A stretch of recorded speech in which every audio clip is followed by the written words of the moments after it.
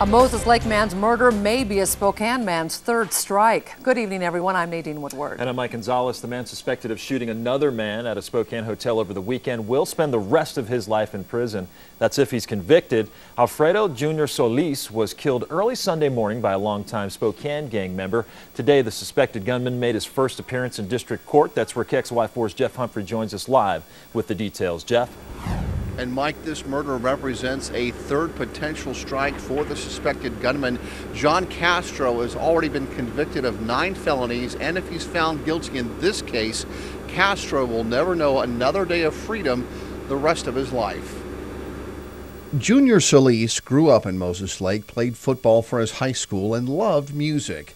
His rap group Bass Block was one of the acts performing on stage at this Spokane restaurant Saturday night. Everything was fine till towards the end of the night. A group of guys started fighting. The fighting erupted again at a nearby hotel where the rap group and its fans had rented several rooms.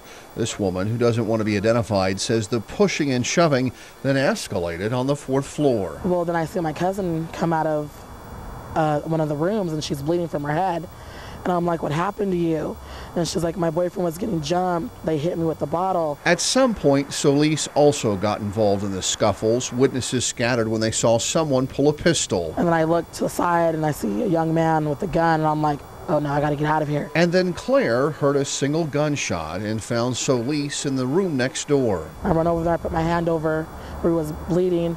I'm like, just breathe, you'll be okay, just breathe. Solis was taken to Providence Sacred Heart where he died. Police say this man, John Castro, did the shooting. I'm not a bad guy. I'm not out to hurt anybody. If anything, I'll hurt myself before anybody else. KXLY interviewed Castro back in 2003 after he had led Spokane police on a high-speed chase that triggered this SWAT team standoff. Wanted for 3 robberies, a second-degree assault, 2 counts of delivery of controlled substance. Castro would spend almost 4 years in prison during 2 different stays. His latest alleged victim's friends wish that Castro had learned his lesson. It's sad.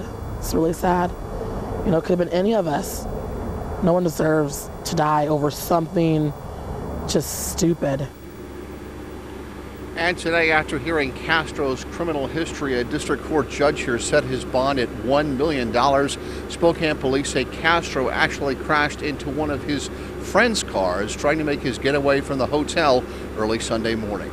Reporting live at District Court, Jeff Humphrey, KXLY4.